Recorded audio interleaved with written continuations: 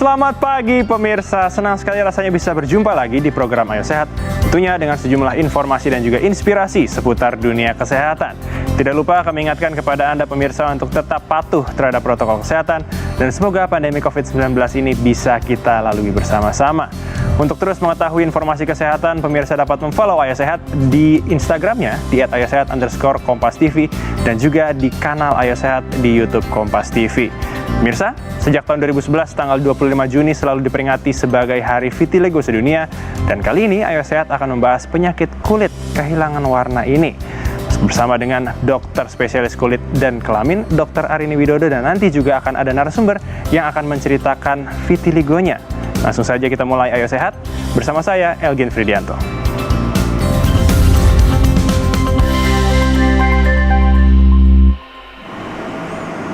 Pemirsa, vitiligo adalah penyakit kehilangan warna pada kulit. Biasanya kulit yang terkena vitiligo dapat berubah warna menjadi lebih cerah atau menjadi putih sepenuhnya. Banyak penderita vitiligo sering dinyatakan sehat, namun rentan berisiko terkena kondisi medis lainnya. Lantas, apa penyebab penyakit kulit vitiligo ini? Mari kita simak informasinya berikut ini. Pemirsa, vitiligo menyebabkan sel kulit kehilangan warna aslinya. Biasanya muncul bercak-bercak kulit yang terlihat lebih terang, bahkan bisa muncul beberapa bercak kulit sekaligus. Jutaan orang di seluruh dunia menderita vitiligo. Bahkan, banyak penderita vitiligo mendapatkannya sebelum mencapai usia 21 tahun. Sebagian besar akan menderita vitiligo selama sisa hidup mereka karena vitiligo sangat jarang dapat menghilang. Vitiligo terjadi hampir sama pada orang dari semua warna kulit dan ras. Sekitar 50% orang yang terkena vitiligo adalah laki-laki dan 50% lainnya adalah perempuan. Risiko seseorang terkena vitiligo dapat meningkat jika memiliki penyakit autoimun. Selain muncul pada kulit, vitiligo juga bisa mempengaruhi bagian tubuh yang lain, seperti rambut yang memutih di kulit kepala, alis, bulu mata, dan jenggot. Lalu, bisa juga kehilangan warna di dalam mulut, mata yang bisa kehilangan sebagian warnanya, hingga di alat kelamin. Penyebab hilangnya warna kulit pada penderita vitiligo masih tidak diketahui. Akan tetapi, vitiligo berkembang ketika sel-sel yang memberi warna pada kulit dan rambut, yakni sel melanosit, mati. Meskipun vitiligo tidak menular dan tidak mengancam nyawa, namun vitiligo bisa mengubah hidup seseorang. Penderita vitiligo bisa menjadi tidak percaya diri dan dikhawatirkan berkembang menjadi gangguan depresi yang serius. Selebritis dunia Michael Jackson pernah mencoba menghilangkan vitiligo yang diderita di kala hidupnya. Namun berbeda dengan supermodel Winnie Harlow yang tetap percaya diri dengan vitiligo yang dideritanya sejak kecil. Apakah penyakit kulit vitiligo bisa dihilangkan sepenuhnya? Lalu bagaimana cara penanganan dan pencegahannya? Temukan jawabannya di Ayo Sehat. Pemirsa, untuk membahas lebih lanjut mengenai penyakit vitiligo ini sudah hadir dokter spesialis kulit dan kelamin Dr. Arini Widodo. Selamat pagi Dr. Arini. Selamat pagi Mas, ketemu lagi. Ketemu lagi, terima kasih sudah hadir lagi di program Ayo Sehat akan membahas mengenai vitiligo. Bagaimana kabarnya dok? Baik Mas. Baik, alhamdulillah. Nah, pemirsa perlu menjadi informasi bahwa Dr. Arini dan juga seluruh kru yang bertugas di pagi hari ini tentunya di program Ayo Sehat sudah menjalankan protokol kesehatan yang ketat dan juga sudah melakukan tes terhadap COVID-19. Dr. Arini, kita langsung saja ke tema. Sebenarnya bisa dijelaskan dok, penyebab dari vitiligo ini tuh apa sih? Nah, sebenarnya vitiligo seperti yang tadi kita sudah lihat di video, dia ditandai dengan bercak putih, ya kan? Nah, di bercak putih susu tersebut, itu sebenarnya hilang sel melanosit pada bercak tersebut. Hilangnya sel melanosit di bagian tersebut menyebabkan pigmennya jadi tidak ada. Nah, melanosit itu sebenarnya hilang akibat sebenarnya proses autoimun. Jadi, proses autoimun itu menyebabkan jadi sel kekebalan tubuh kita sendiri menyerang sel melanosit yang menghasilkan pigmen. Sehingga di bagian tersebut tidak dapat menghasilkan pigmen karena sel melanositnya sudah hilang. Berarti secara tidak langsung dikatakan bahwa si penderita vitiligo ini mengalami penyakit autoimun. Betul. Baik. Nah, kalau di Indonesia sendiri, Dokter Arini, penderita vitiligo itu apakah banyak? Sebenarnya di Indonesia penderita vitiligo cukup banyak. Jadi kalau di prevalensi dunia itu sekitar 0,2 sampai 2%. Di Indonesia tidak ada penelitian khusus mengenai prevalensi di seluruh Indonesia di populasi umum. Sudah ada penelitian mengenai prevalensi vitiligo di UI, Unpad, UNER, jadi center-center besar penelitian di Indonesia. Berdasarkan center-center tersebut, prevalensinya sekitar 0,2 sampai 5%. Tetapi hal ini tidak dapat kita simpulkan sebagai general population di Indonesia. Kenapa? Karena center-center tersebut merupakan pusat rujukan. Jadi biasanya angkanya memang lebih besar dibanding populasi yang umum. Baik. Oke, dokter, bicara mengenai vitiligo ini ada berapa jenis sih, dok? Kebetulan tim Ayo Sehat ini sudah menyiapkan data. Kita bisa lihat di tengah, ini adalah tipe-tipe dari vitiligo. Nah, ini mungkin bisa dijelaskan, dok. Yang pertama ini vitiligo segmental. Nah, silakan, jadi dokter. vitiligo ini memang kita bagi menjadi dua secara garis besar. Pertama, vitiligo segmental dan vitiligo non segmental. Nah, vitiligo segmental ini lebih sulit untuk diterapi.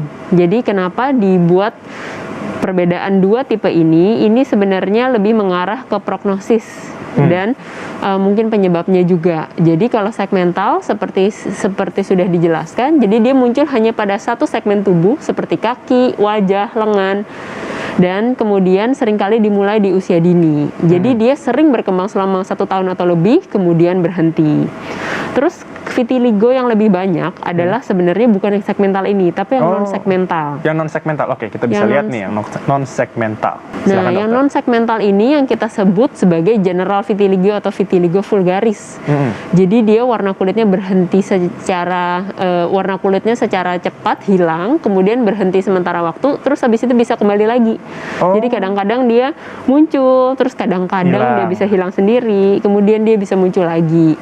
Kemudian warnanya cenderung meluas kadang-kadang, terus kadang-kadang dia bisa mengecil lagi. Dan distribusinya juga agak berbeda. Tadi kalau segmental kebanyakan unilateral atau satu sisi, sedangkan kalau yang vitiligo non segmental seperti di gambar ini, jadi ada misalnya di tangan, ada di dua-duanya. Oh, lebih meluas ya berarti. Betul. Dok, ya? Oke, dokter, hari ini perbincangan kita mengenai vitiligo ini masih menarik, tapi kita harus tahan dulu karena usai jeda pemirsa, kita akan kedatangan narasumber yang dimana dia menderita vitiligo. Jadi jangan beranjak dulu karena Ayo Sehat akan segera kembali usai jeda.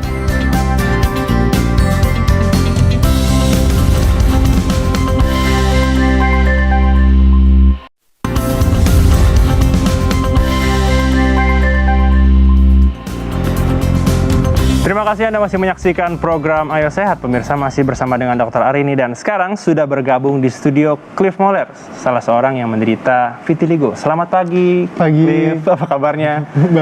Baik, alhamdulillah. Nah, pemirsa perlu menjadi informasi juga bahwa Cliff dan juga seluruh kru yang bertugas dan juga Dr. Arini sudah menjalankan protokol kesehatan yang ketat dan sudah melakukan tes terhadap COVID-19. Cliff, mungkin boleh diceritakan ya, saat pertama kali tahu terkena vitiligo itu seperti apa? Sebenarnya tuh kalau dari saya sendiri itu munculnya itu bukan waktu dari kecil sih ya. Kan ada yang beberapa yang memang sudah bawaan dari lahir. Kalau aku itu munculnya saat kira-kira tahun 2015, itu masih 21 tahun. Jadi dia tuh awalnya muncul sedikit aja di area mata. Sampai lama-lama dari area bibir itu juga muncul melebar. Tapi anehnya itu dari yang mata tuh malah hilang tanpa perawatan. Aku sempat ngikutin perawatan sih sama sampai ganti 2 kali dokter, dan dokternya pun sebenarnya pas aku datang untuk konsultasi udah bilang, Mas, ini sebenarnya tidak bisa disembuhkan. Jadi kayak mungkin udah bikin down, tidak bisa, tapi cuman bisa dicegah penyebarannya lebih lebar lagi. Jadi aku ngikutin treatment untuk mencegah penyebaran itu. Seperti itu sih kalau sejauh ini. Dan sekarang aku udah nggak ngikutin treatment lagi karena aku rasa areanya pun tidak berubah-berubah banyak, hanya di daerah-daerah situ aja. Oh, berarti untuk di daerah lainnya tidak muncul lagi ya? Tahun ini aku baru sadar di daerah tangan tuh muncul, tapi sedikit. Oh, di daerah tangan gitu aja. aja. Oh, berarti dokter ini bisa dibilang segmental aja ya, Dok ya?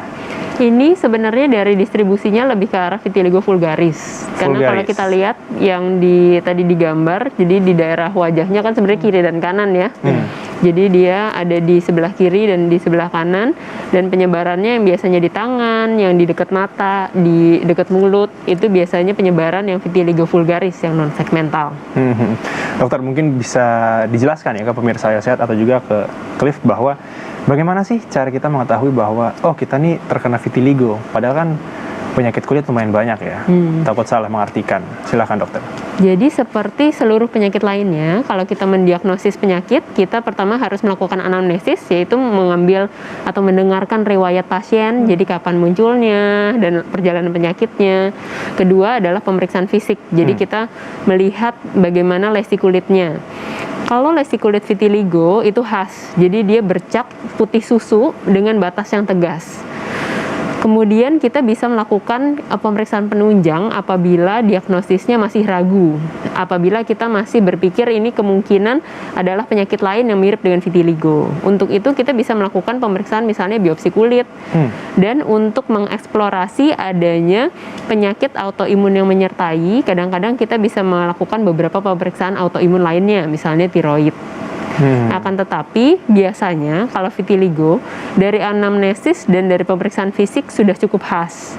Yaitu misalnya kalau dari cerita Cliff itu misalnya muncul dari umur 20-an, itu memang khas untuk vitiligo meskipun memang ada yang muncul lebih awal. Kemudian bercaknya juga khas, yaitu bercak putih susu dengan batas yang tegas. Kalau mengenai bicara faktor, apakah faktor genetik itu ada, dok? Atau mungkin ada faktor-faktor lain yang menyebabkan si vitiligo ini? Ada, jadi faktor turunan juga mempengaruhi. Jadi dikatakan bahwa faktor familial juga mempengaruhi. Coba kita tanya Cliff, apakah ada riwayat keluarga di tempat Cliff yang berkaitan dengan vitiligo ini? Silakan Cliff. Di keluarga aku tuh ada bude aku, dia juga, tapi dia tersebarnya di tangan, leher, dan di wajah. Seperti itu sih. Dan dulu aku juga pernah nanya ke dokterku yang sebelumnya bahwa memang faktor turunan tuh bisa mempengaruhi, meskipun mungkin nggak ada yang bisa menentukan oh ini Cliff kenanya dari apa ya, apakah makanan, apakah turunan, gitu nggak bisa dipastikan gitu sih, dok. Betul, jadi kita bisa lihat bahwa dari Cliff sendiri, jadi ada faktor familial. Jadi ada anggota keluarganya, yaitu budenya yang mengalami hal yang sama. Jadi bisa dikatakan bahwa vitiligo dipengaruhi oleh beberapa faktor familial, tetapi faktor yang mempengaruhi vitiligo itu banyak, termasuk misalnya autoimun, familial, dan faktor-faktor eksternal. Jadi ada faktor-faktor luar yang dapat juga memicu vitiligo ini tumbuh. Contohnya seperti apa, dok? Faktor-faktor luar itu nomor satu, yang pertama adalah faktor tekanan. Jadi kalau di bagian yang misalnya tergesek-gesek, secara kemudian terus-menerus ya? Terus-menerus, terus habis itu ada tekanan. Misalnya kalau orang yang pemain piano gitu, dengan dia ada vitiligo, pasti biasanya di ujung-ujung jarinya putih-putih. Saya juga biasanya menemukan vitiligo, misalnya ada orang yang misalnya agak gemuk, terus memakai celana yang ketat. Terus kemudian vitiligo tumbuh di daerah yang bagian celananya yang ketat tersebut. Jadi juga bisa timbul di daerah yang tekanan, misalnya di siku. Siku kita kan tertekan terus. Nah, kadang-kadang vitiligo tumbuh di sini. Di bagian yang banyak tekanan seperti lutut, sikut, dan kemudian ujung jari karena banyak sering dipakai, misalnya mengetik dan lain-lain. Berarti untuk setiap orang ini bisa menderita vitiligo ya, dok, ya, kalau bicara mengenai kalau ada tekanan yang terus-menerus itu? Tidak semua orang dapat mengalami vitiligo, karena vitiligo adalah penyakit autoimun. Tidak semua orang memiliki bakat autoimun ini. Baik. Nah, Cliff, kira-kira apakah ada perbedaan dalam pola hidup setelah tahu menderita vitiligo? Nah, sebenarnya perbedaan jelas ada. Karena kan aku kenanya itu pas udah usia dewasa lah ya. Jadi pasti ada pertanyaan. Pertama sih tidak percaya diri itu jelas. Atau enggak, kedua mungkin capek ngejelasin ke orang-orang, itu kenapa mukanya, itu kenapa, itu jelas. Jadi mungkin akhir-akhir ini pun selama ini dari aku kena sampai sekarang ya, kalau untuk menghindari pertanyaan itu biasanya aku covernya mungkin dengan foundation atau apa untuk acara-acara formal atau mungkin untuk lagi tugas. Seperti itu sih. Dokter, kalau untuk bicara mengenai pengobatan ya, dan juga bisa dikatakan penanganan dari si vitiligo ini seperti apa, dok? Jadi untuk pengobatan dari vitiligo opsinya ada beberapa. Nomor satu adalah kita kalau misalnya areanya tidak luas, misalnya kayak cuma di wajah atau di tangan yang kecil, kita bisa coba obat oles dulu. Jadi penanganan vitiligo itu tergantung dengan derajat vitiligonya. Jadi berapa persen kena di seluruh tubuh. Opsi yang pertama adalah kita pakai obat oles saja. Obat oles itu bisa berupa kortikosteroid atau yang non kortikosteroid. Karena apa? Karena kita tahu bahwa kortikosteroid dalam jangka waktu lama dan dalam dosis yang besar dapat menimbulkan efek samping pada kulit. Jadi kita ada dua opsi untuk obat topikalnya tersebut. Kemudian juga biasanya ada racikan-racikan khusus yang misalnya meningkatkan dari sinar matahari dan lain-lain. Kemudian selain obat oles juga ada penyinaran. Nah, penyinaran ini harus dilakukan di klinik atau di rumah sakit yang memiliki device-nya. Bisa menggunakan sinar ultraviolet A atau sinar ultraviolet B. Yang sekarang banyak digunakan adalah narrowband UVB. Itu juga dapat memicu pigmentasi. Jadi di dalam bercak kulitnya tersebut nanti akan muncul bercak-bercak pigmentasi. Jadi mulai dinamakan repigmentasi. Itu dapat menggunakan topikal, penyinaran, dan apabila perlu menggunakan obat minum. Nah, itu semua akan dinilai oleh dokter berdasarkan tipe vitiligonya, berdasarkan berat dari luas vitiligonya. Kemudian juga seperti yang tadi Cliff sudah sampaikan, ada beberapa opsi kalau misalnya nggak mau diapa-apain ya bisa juga dikasih cover saja karena vitiligonya sendiri tidak menimbulkan masalah medis yang besar sebenarnya. Baik. Dokter, pertanyaan berikutnya, apakah vitiligo ini bisa sembuh total? Tapi jangan dijawab dulu, Cliff dan juga Dokter Arini. Kita harus jeda sejenak, pemirsa. Jangan beranjak dulu karena Ayo Sehat akan segera kembali usai jeda.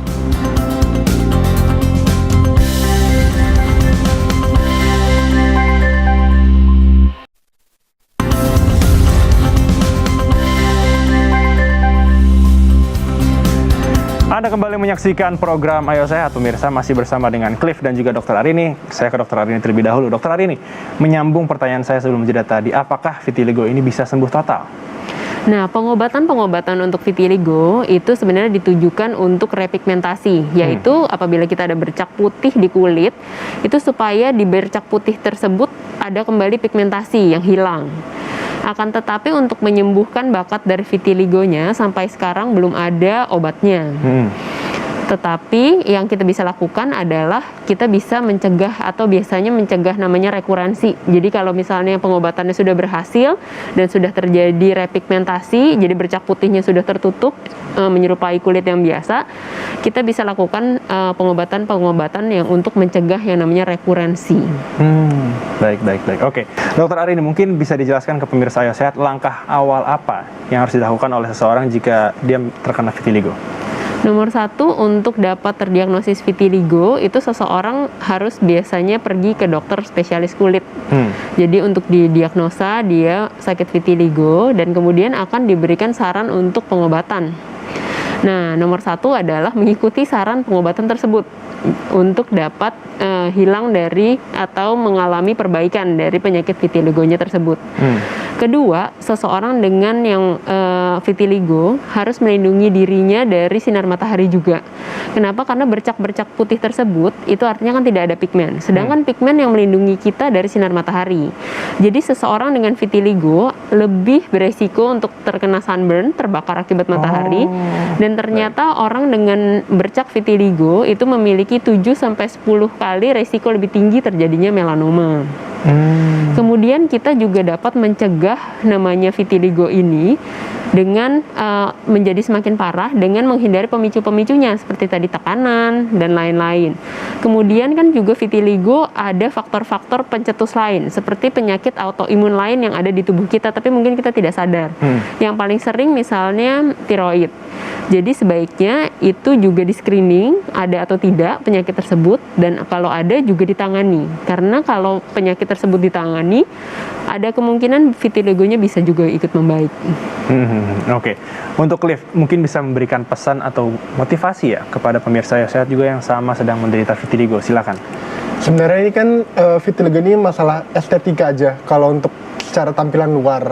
Jadi mungkin aku bisa ngasih pesan buat teman-teman, kita lebih percaya diri aja, karena ini pun kita nggak sendiri yang ngalamin gitu. Banyak orang-orang di luar sana, bahkan mungkin public figure juga mengalami hal ini. Dan kalau memang ternyata itu tetap mengganggu, misalnya dari diri sendiri mungkin kayak, oh kayaknya kok beda ya, itu ya untuk mencegahnya mungkin bisa di cover dengan berbagai produk-produk seperti foundation atau concealer gitu ya dok ya. Dan benar sih kata dokter Arini bahwa lebih baik screening juga, karena kan ternyata penyakit ini juga bisa menjadi awal dari ternyata ada penyakit-penyakit lain yang lebih berat itu sih. Betul sekali, Cliff. Jadi memang harus percaya diri dan juga masih ada banyak jalan ya untuk bisa mengobati dari si vitiligo ini. Dan dokter Arini juga mengatakan bahwa memang harus melakukan screening agar kita bisa mencegah tentunya dari vitiligo ini agar tidak menyebar. Terima kasih Cliff dan juga dokter Arini untuk waktunya dan menjelaskan informasi yang tentunya bermanfaat untuk pemirsa Ayo Sehat. Usai sudah 30 menit kami menemani Anda di program Ayo Sehat edisi kali ini. Tetap saksikan program Ayo Sehat setiap hari Senin hingga hari Jumat pukul 10.30 waktu Indonesia bagian Barat hanya di Kompas TV, independen, terpercaya. Saya Elgin Fridianto, dokter Arini dan juga Cliff pamit undur diri. Ingat, tetap patuhi protokol kesehatan, jaga jarak, mencuci tangan, dan juga menggunakan masker. Sampai jumpa.